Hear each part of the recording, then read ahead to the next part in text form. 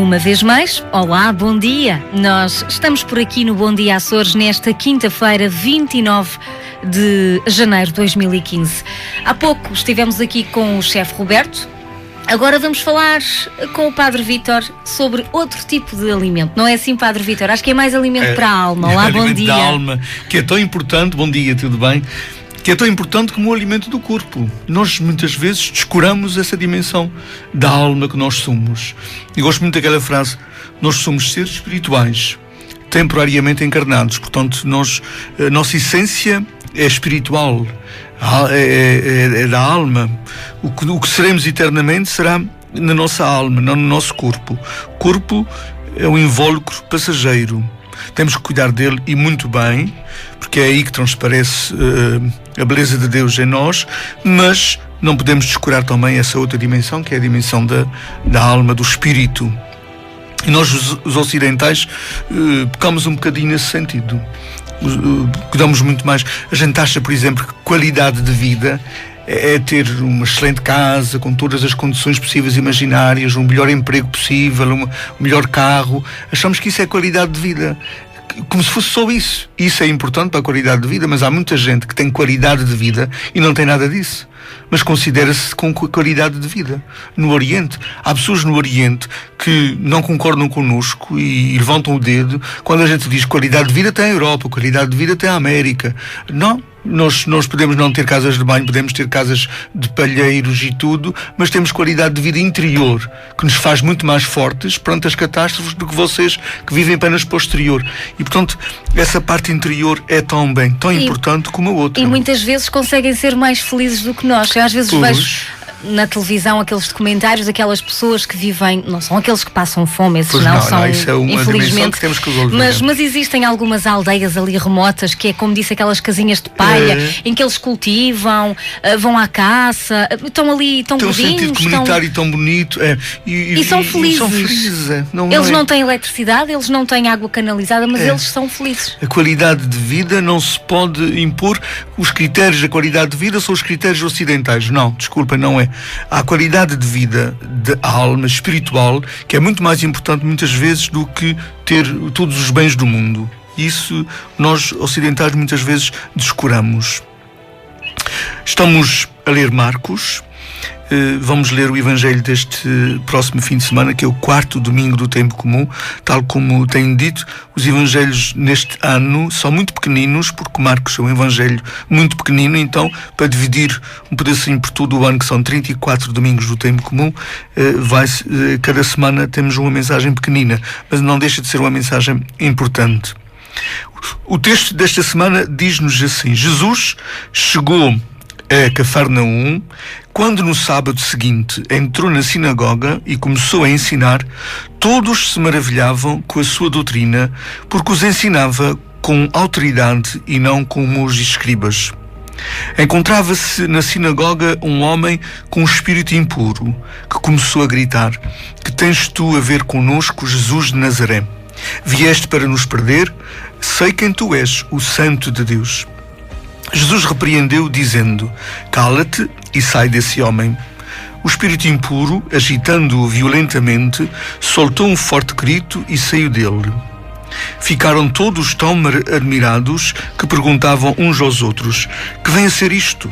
Uma nova doutrina, com tal autoridade que até manda nos espíritos impuros e eles obedecem-lhe. E logo a fama de Jesus se divulgou por toda a parte, naquela região da Galileia. É o capítulo 1, versículos 21 a 28 de Marcos.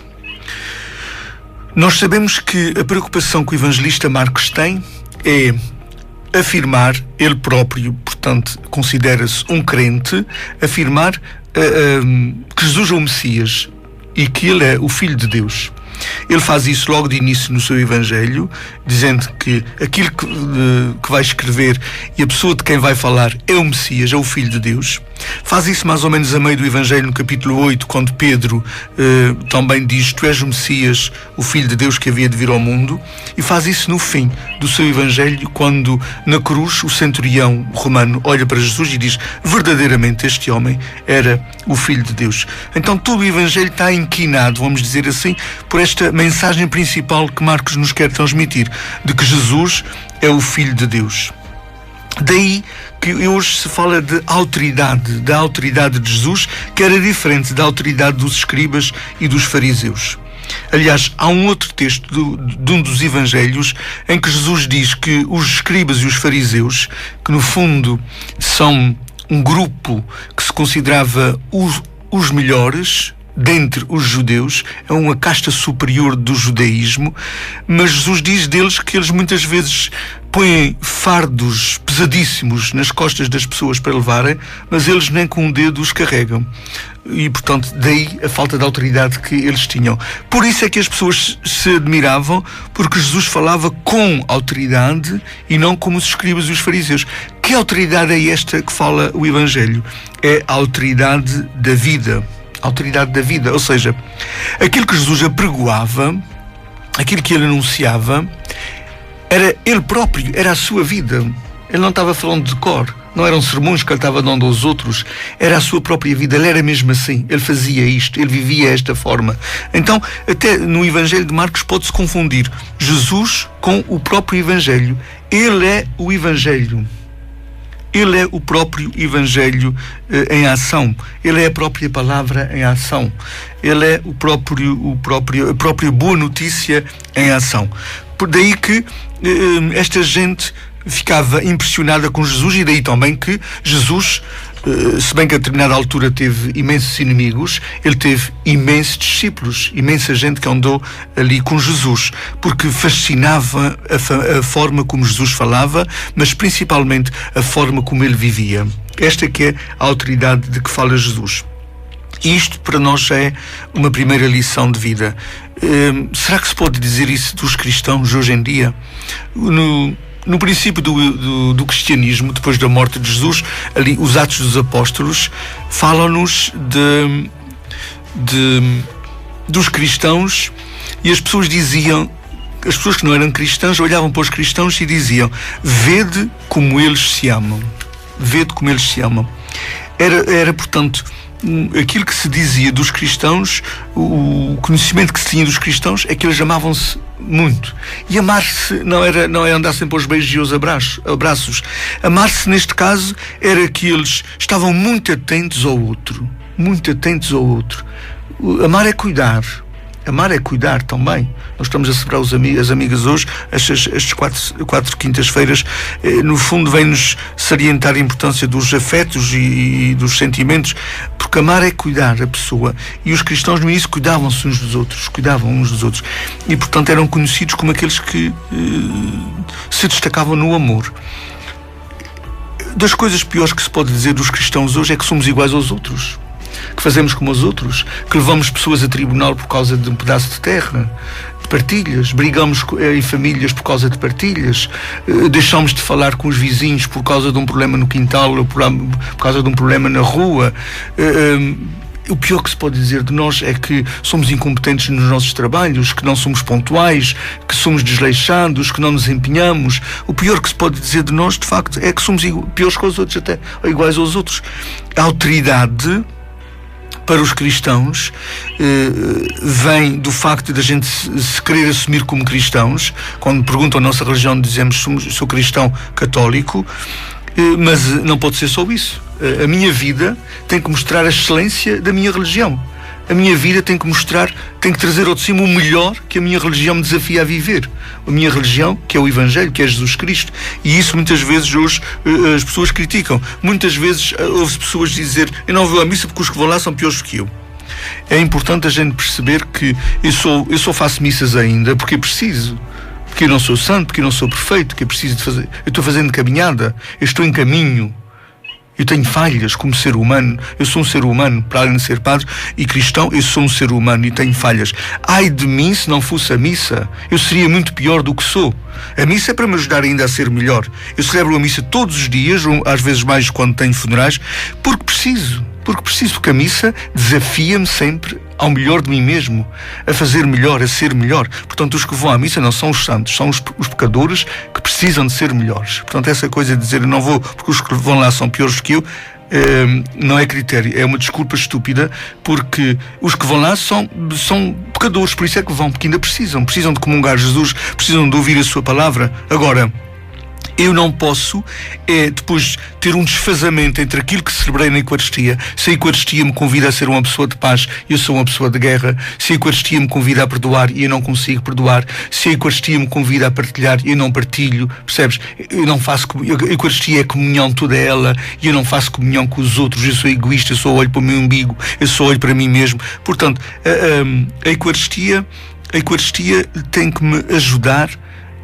a querer ser melhor e a começar isso com pequenos gestos, com pequenas atitudes. Isso é um aspecto importante desta autoridade que Jesus tinha e que nós os cristãos também temos que ter para sermos verdadeiramente testemunhas de Jesus Cristo hoje. Nós ligamos a palavra autoridade ao ser autoritário, o ser mau, que não é esse o caso. Não é, estás a ver? Não é. Mas eu, a primeira vez que eu vi a autoridade, nós ligamos sempre, se calhar conectamos com algo mais negativo. Um quero ir para o cimandro. Aqui, a autoridade na Bíblia é mais autenticidade, quer dizer, a coerência. As palavras correspondem à vida, a vida corresponde às palavras. É mais nesse sentido. Que autoridade eu tenho para dizer a uma pessoa não fumes se eu sou um fumador, percebes? Eu perdi a autoridade, é neste sentido. Claro. Eu tenho que ter autoridade no testemunho de vida, Um outro ponto importante deste Evangelho tem a ver com este espírito impuro que Jesus expulsou deste homem. Há uma frase muito interessante que eu li a semana passada, que é: o homem é um animal que tem Deus no sangue. O homem é um animal que tem Deus no sangue. Portanto, fazemos parte do reino animal, mas temos Deus no sangue. Temos essa coisa que nos distingue dos outros animais. Ora, ao termos Deus no sangue, nenhum mal pode entrar em mim que seja maior do que o Deus na minha vida. Nenhum mal pode entrar em mim que seja maior do que o Deus na minha vida. A Bíblia foi escrita há 2000 anos, não esqueçamos. E, portanto, temos que recuar no tempo e recuando no tempo, recuamos em todas aquelas descobertas e evoluções que aconteceram também na história. Recuamos na ciência, recuamos na medicina, recuamos nas doenças, na descoberta das doenças. Naquela altura não se sabia quase nada de muitas coisas. Nós hoje somos uns privilegiados em relação ao tempo em que Jesus viveu. É claro que Jesus não lhe competia dizer àquela gente naquela altura: este homem não tem um espírito mau, este homem tem uma doença de foro psicológico, este homem tem epilepsia, é um homem esquizofrénico ou esquizofrenia, uma doença dessas de foro psiquiátrico, do foro que precisa de uma hospitalização nos hospitais de foro psiquiátrico, mental, tipo casas de saúde. Portanto, não competia a Jesus dizer isso. Ele aproveitava as situações para dar uma lição às pessoas. Isso é que era importante. É que muitas vezes há demónios em mim mais graves, que não dou conta deles, do que aqueles que a gente pensa que tem. Muitas vezes, quando as pessoas... Eu fui criado, eu sou de uma geração ainda mais velha, muito mais velha do que a tua. Eu fui criado em que as nossas mães iam ao curador, iam aos curandeiros, iam à senhora que põe cartas, iam à senhora que lê o livro de São de Cristo, ou que lê o livro de São Cipriano. Eu fui criado com essa mentalidade. E hoje ainda existe esta mentalidade? Acho que existe um bocadinho. Eu não quero acreditar que existe. Eu acho que sim. Porque a gente vive num tempo de tantas descobertas que a gente já sabe tantas coisas, não precisamos disso. Eu fui criado assim. Eu lembro-me que a gente, quando a gente criava porcos, é natural, naquela altura criava-se porcos. Imagina que vinha uma vizinha e que elogiava os porcos da minha mãe. Ai, Laurinda, os teus porcos estão tão gordinhos. Se a vizinha não dizia benza-te Deus, a minha mãe tinha que ir ao curador para não dar cobrão-te àqueles porcos. E se acontecia alguma coisa ao porquinho ou ao porquinho, lá ficava a minha mãe dizer: foi o cobrante da minha vizinha. eu tenho nas minhas expressões, e isso eu vou ter que partilhar aqui, porque eu, por exemplo, vejo um bebê e digo, ai, tão lindo, benzo a Deus, porque eu fui criada assim também. Eu também digo sempre benzo a Deus. Porque eu fui criada assim, não é pela conotação negativa que eu não vou... É para a pessoa perceber que quer o bem daquela criança, que não quer o mal, não é? E também quer o bem daqueles porquinhos, no caso de... Portanto, havia essa mentalidade. A minha mãe lá ia, e quando os porcos estavam doentes, ou quando os animais, qualquer animal estava doente, mesmo a gente também tinha vacas, tínhamos todo tipo de animais.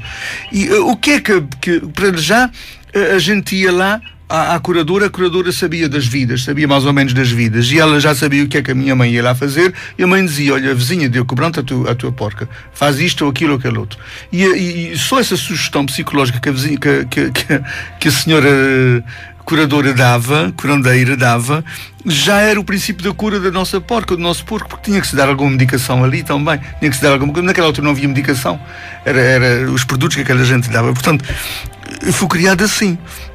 E dou graças a Deus pela libertação que os seminários me proporcionaram, tanto de Ponta Delgada como o de Angra, e depois a minha estudo, a minha própria formação de vida, a minha história de vida. Nós não podemos viver sempre na obscuridade. Uma das coisas que um professor, que foi meu professor logo, eu tinha 12 anos quando fui para o seminário, e uma das coisas que ele fez, a experiência connosco, foi levar-nos a uma sala grande no seminário, o seminário que atualmente é o Parque Hotel, que era uma casa enorme, havia 70 e tal seminaristas, mas era uma casa enorme, e ele levou-nos para uma zona do seminário que não era habitada, que nós não usávamos, às escuras, à noite, e começou-nos a contar histórias tenebrosas na sala.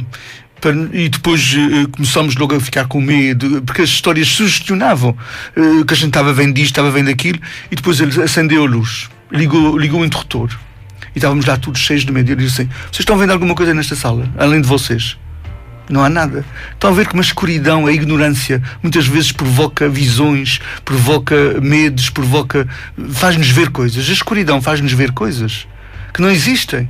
E isso foi tão esclarecedor para nós, miúdos de 12 anos, foi tão esclarecedor que a gente, pronto, está resolvido dentro da nossa cabeça esse assunto.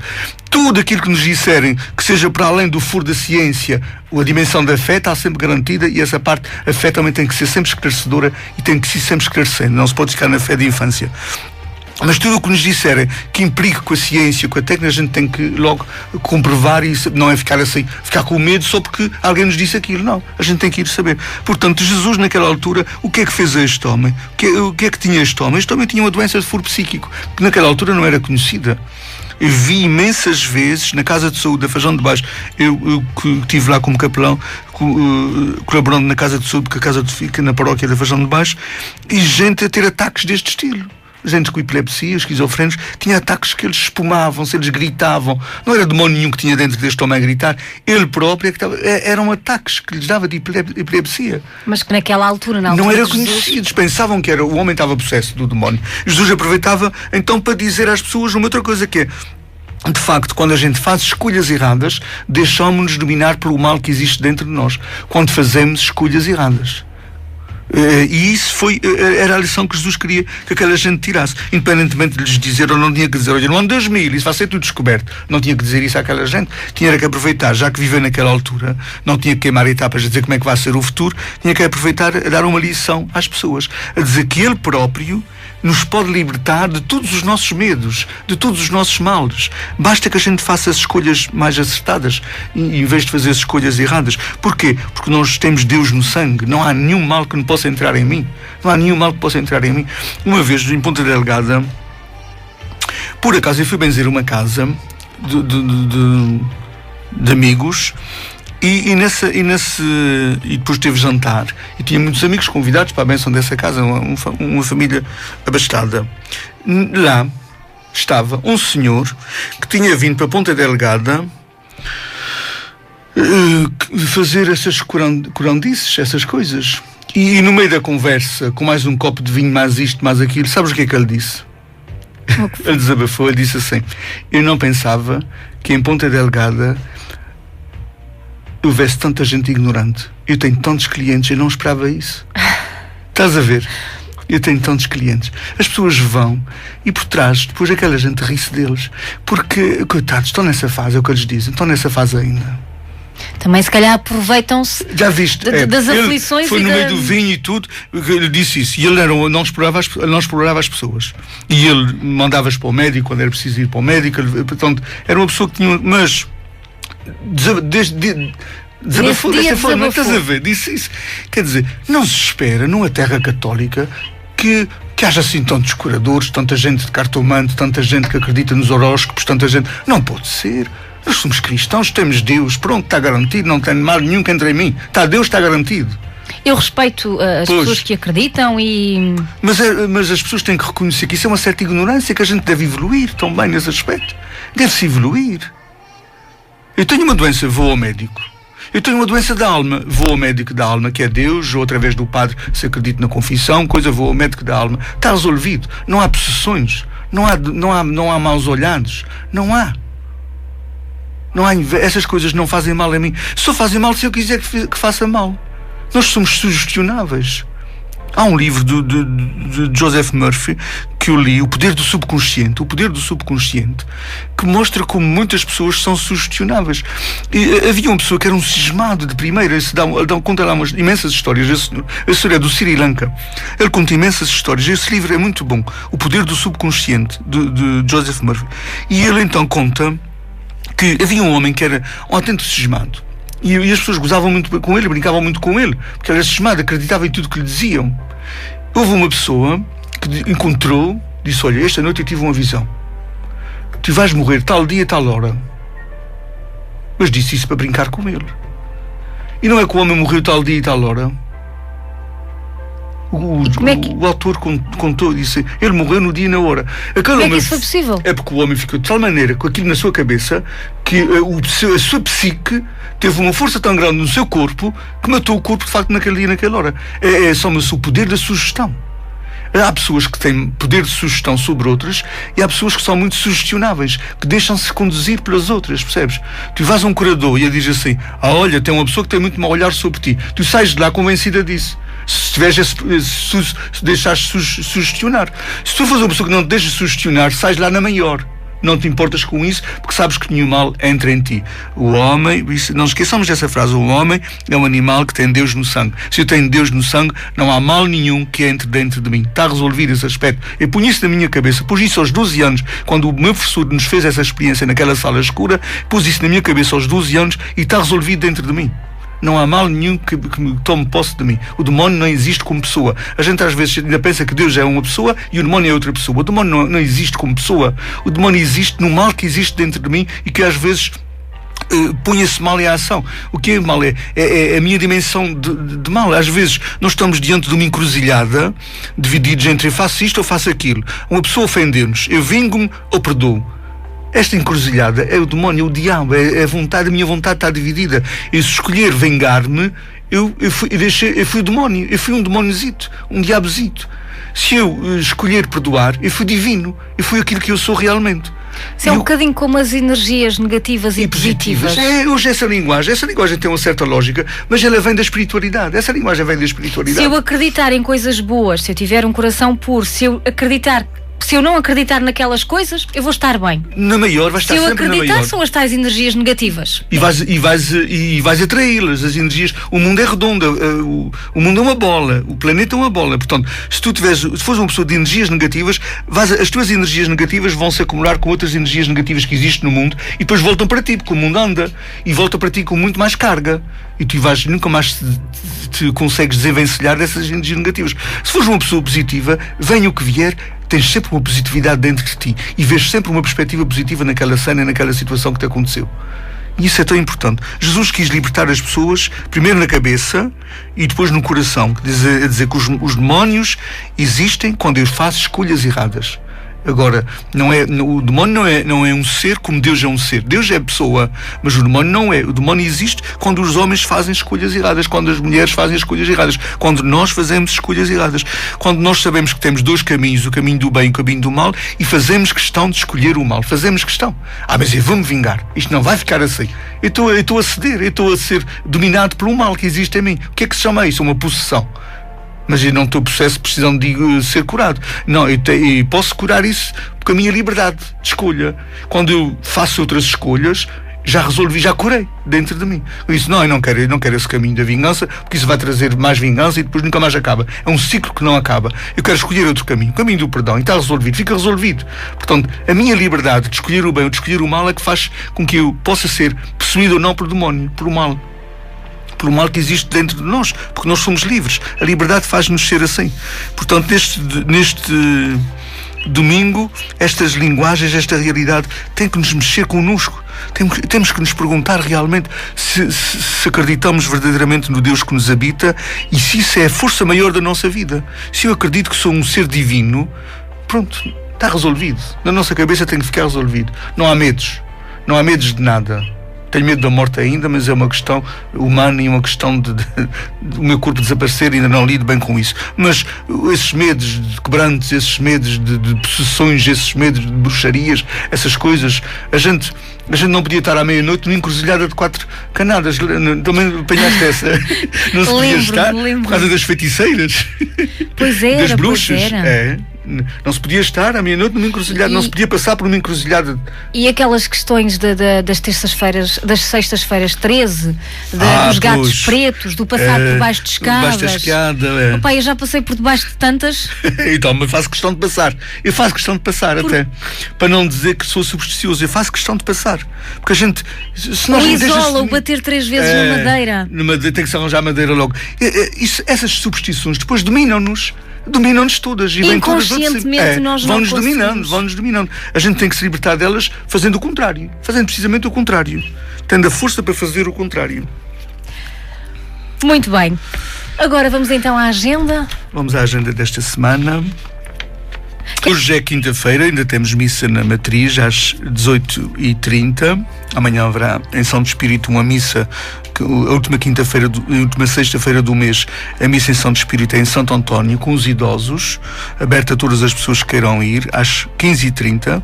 Todas as pessoas que tenham disponibilidade e que queiram ir à missa em Santo António podem fazer no convívio de idosos na Escola de Santo António, que agora é sede Salvaterra. Depois temos no sábado a missa às 18 horas no aeroporto, no domingo missa 10 horas Matriz e São Pedro, 11h15 Santa Bárbara, 11h30 Almagreira, 12h30 Santo Espírito. Recordo que no domingo é o primeiro domingo do mês e temos a adoração ao Santíssimo, aquela que vai rodando de igreja em igreja uma vez por mês. Domingo será em São Pedro, às 16 horas, adoração ao Santíssimo, das 16 às 17, na igreja de São Pedro, aberta a todas as pessoas que queiram estar ali um pedacinho com Jesus na hóstia exposto. Depois, como é a primeira semana do mês, vamos ter reuniões de catequistas toda a semana nas paróquias, no dia próprio de cada paróquia. Na segunda-feira será em Almagreira. Também haverá a exposição de Santíssimo segunda-feira em Almagreira às 17 horas, missa às 18 e reunião de catequistas às 19. São Pedro não há exposição de Santíssimo na terça, porque já houve no domingo. Haverá missa e reunião de catequistas. Quarta-feira também em Santa Bárbara o mesmo. Quinta-feira na Matriz e depois na sexta em Santo Espírito. Estas exposições de Santíssimo para as igrejas são para pessoas, porque são às 5 horas, são para pessoas que têm disponibilidade, que vão também para as outras que não podem ir, mas gostariam de ir. Há tantos doentes que me dizem que gostariam tanto de dar um pedacinho na igreja, poderem ir à igreja. Há pessoas que podem ir por seus pés ainda à igreja. Passem um pedacinho nas igrejas, nas suas paróquias, nesta adoração ao Santíssimo. É uma forma de dizer a Jesus que o amamos e que contamos com Ele nas nossas vidas. Em relação estas ideias que a gente falou aqui hoje sobre os medos, os quebrantos, as invejas, há um pensamento que eu li hoje de manhã que dizia assim: não cedamos à tentação de olhar para o jardim do vizinho. O mais belo jardim de cada pessoa é aquele onde Deus a colocou. Um bom dia para todos, um bom dia de amigas. Obrigada. Bom dia de amigas para ti, e que saibamos reconhecer que Deus é a força maior das nossas vidas. Bom dia. Sr. Padre, bom dia. Tenha uma boa semana, um bom dia.